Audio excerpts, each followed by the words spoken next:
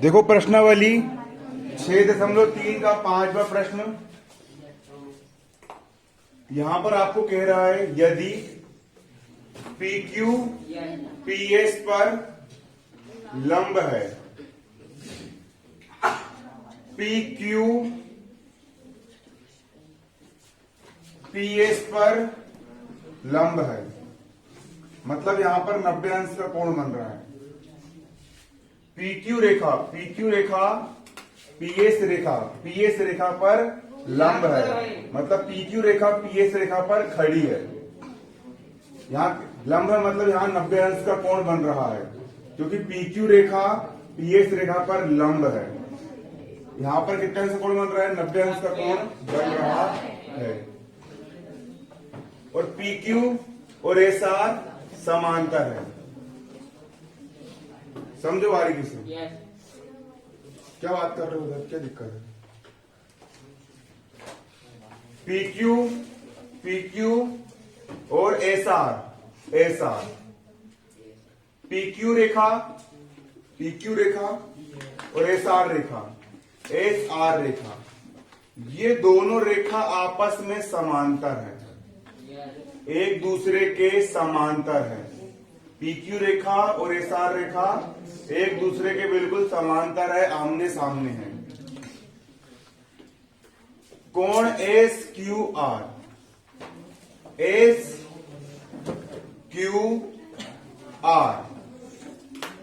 कोण SQR का मान 28 है। SQR का मान 28 डिग्री है। कोण QRT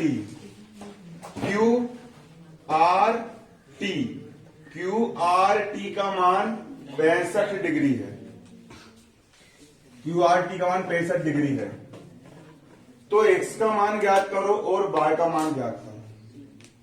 तो यहां पर x दिख रहा है चित्र में, इस x का मान कितना होगा ये बताओ, और y का मान कितना होगा ये बताना है आपको। एक आकृति है, इस आकृति में उसने ये बोला दो रेखा समांतर है और PQ PS पर लंब है, मतलब 90 डिग्री का है, और एक कोण दे दिया 65 अंश का। तो अब ये x और y का मान निकाल के लेके आना है। सबसे पहले हम डालें यहां पर हल, और हल डालने के बाद सबसे पहली कंडीशन क्या दी गई है? सबसे पहली कंडीशन दी गई है कि PQ जो है वो PS पर लंब है। ये पहली कंडीशन दी गई है कि PQ PS पर लंब है। ये लंब का चिन्ह होता है ना, ऐसी डंडी खड़ी होती मतलब लंब है ना। कोण QPS, कोण और क्या दिया है? कोण तो देखो, अगर PQ रेखा PS रेखा पर लंब होगी ना तो ये कोण 90 अंश का बनेगा, और इस कोण का नाम है कोण QPS। जिस बिंदु पर कोण बनता है उसको बीच में लिखते, दोनों के बीच में। तो कोण QPS का मान कितना है? 90 डिग्री। इस कोण का मान कितना है? 90 डिग्री है। क्लियर? इसका मान आ गया 90 डिग्री। और SQR का मान 28 डिग्री पहले से दिया है, तो SQR का मान रख दिया 28 डिग्री। इसके बाद कोण QRT कोण QRT का मान 65 डिग्री दिया है, तो कोण QRT का मान कितना रख दिए? QRT का मान 65 डिग्री रख दिए, ये दिया है। क्लियर? अब देखो, चूंकि PQ और SR समांतर है, ये समांतर का चिन्ह होता है। PQ SR समांतर है, एक दूसरे के आमने सामने है, और इसको तिर्यक रेखा QR, तिर्यक रेखा कौन सी है? QR। तिर्यक रेखा QR प्रतिच्छेद कर रही है प्रतिच्छेद। PQ रेखा और SR रेखा समांतर है, और एक रेखा QR इनको प्रतिच्छेद कर रही है, काट रही है। तो जब दो समांतर रेखा को एक तिर्यक रेखा प्रतिच्छेद करती है, तो ये कोण और ये कोण कौन से कोण रहेंगे? एकांतर कोण। जब दो समांतर रेखा को एक तिर्यक रेखा प्रतिच्छेद करती है, तो ये वाला कोण और ये वाला कोण दोनों कोण एकांतर कोण होते हैं। जेड पर बने कोण एकांतर कोण कहलाते हैं।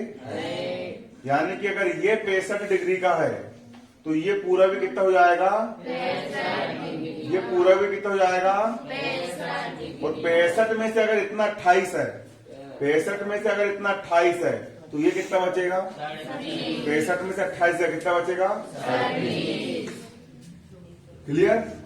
मतलब अगर ये 65 है, ये वाला कोण, इस कोण का नाम क्या है? कोण QRT। कोण QRT, ये वाला कोण। और इस कोण का नाम क्या हो जाएगा? PQR। ये पूरा बड़ा वाला कोण PQR। ये दोनों कोणों को मिलकर बनाना PQR। PQR PQR ये दोनों हो जाएंगे बराबर। क्यों होंगे दोनों बराबर? क्योंकि ये कोण और ये कोण दोनों एकांतर कोण है। अब PQR, कोण PQR, यहां पर आप कोण PQR, कोण PQR, कोण PQR को हम क्या लिख सकते हैं? कोण PQR, ये जो बड़ा वाला जो कोण है ना, ये बड़ा वाला कोण दो छोटे कोणों के मिलने से बना है। तो इतना कोण, यहां से लेकर यहां तक का कोण, धन यहां से लेकर के यहां तक का कोण, इतना कोण धन इतना कोण, कोण x धन कोण 28, ये दोनों को मैं जोड़ दूंगा तो ये बड़ा वाला कोण निकल जाएगा। तो कोण PQR, इस बड़े वाले कोण को हम कोण PQS, ये वाला कोण धन ये वाला कोण SQR, इन दोनों को जोड़ के रूप में लिख सकते हैं। कोण PQR को, कोण PQR को, इस बड़े वाले कोण को हम लिख सकते हैं कोण PQS, कोण PQS धन, इसको लिख रहा हूं दो भाग में तोड़ के, है ना?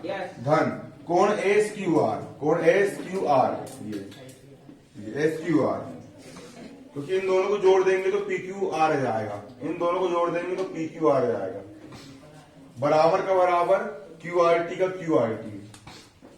अब PQS, PQS का मान x है, तो PQS का मान रख दिए x, धन का हो गया धन। और SQR का मान 28 है, यहां रख दिया 28 बराबर। और QRT का मान 65 है, यहां पर रख दिए 65। क्यों? क्योंकि SQR का मान 28 है इसलिए 28 रख दिए, और QRT का मान 65 इसलिए यहां पर 65 रख दिए। बराबर किस तरफ 28 धन का है, उस तरफ जाएगा 28 ऋण का हो गया। और 65 में से 28 का कितना बचा? 37। x का मान कितना आ गया? 37। x का मान कितना निकाल लिए? 37। यहां पर हमने x का मान 37 निकाल के लेके आ गए, ला लिए। अब x का मान 37 आ गया, पहला आंसर निकाल लिया हमने। x का मान 37 है, पहला आंसर हमने निकाल के ला लिए। अब देखो, अब यहां पर एक सिंपल त्रिभुज बन रहा है। PSQ एक त्रिभुज है, PSQ एक त्रिभुज है, और इस त्रिभुज के दो कोण हमको ज्ञात है, और तीसरा कोण ज्ञात करना है।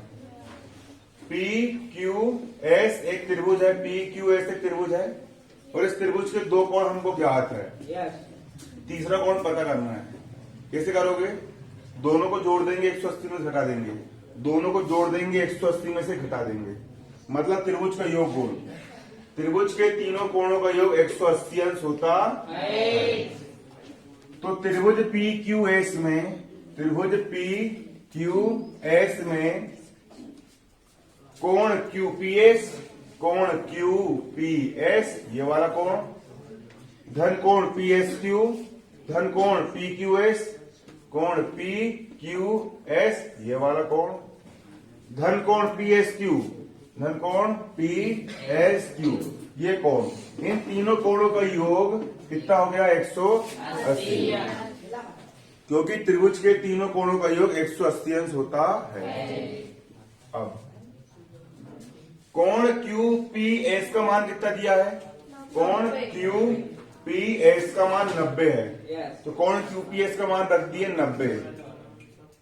धन का हो गया धन, और पी क्यू एस का मान 37 है, तो पी क्यू एस का मान रख दिए यहां पर 37। धन का धन, और पी एस क्यू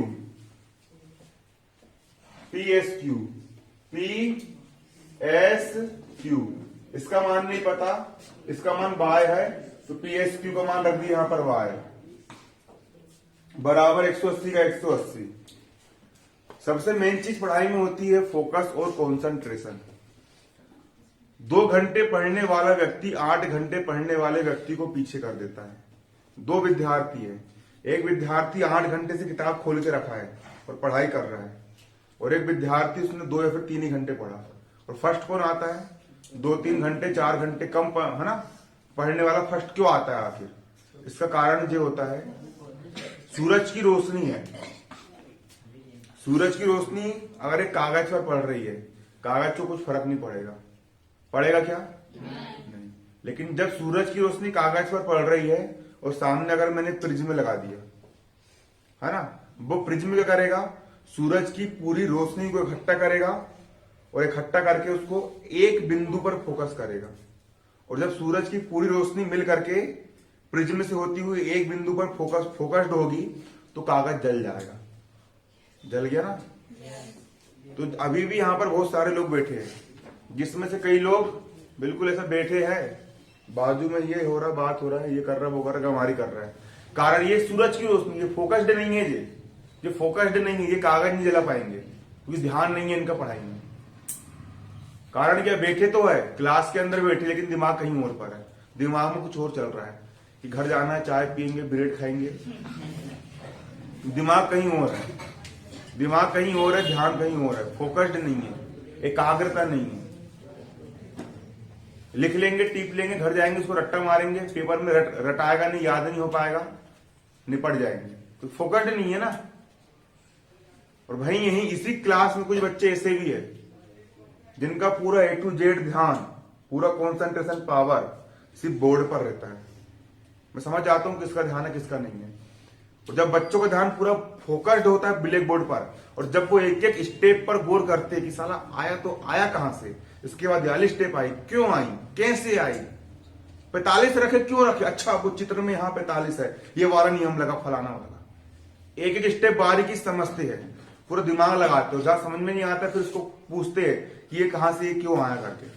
जो लोग दिमाग लगाते, कॉन्सेंट्रेशन पावर लगा करके बैठते हैं ना, उनका क्वेश्चन यही तैयार हो जाता है। वो घर पे नहीं भी करते हैं ना तो भी उनसे बन जाता है। कारण क्या है? पूरी एकाग्रता के साथ उन्होंने उस चीज को गेन किया। तो जिसके अंदर एकाग्रता होगी, जिसके अंदर फोकस्ड पावर होगा, वो आगे बढ़ जाएगा, और जिसके अंदर फोकस्ड पावर नहीं होगा, जिसके अंदर एकाग्रता नहीं होगी, वो आगे नहीं बढ़ पाएगा।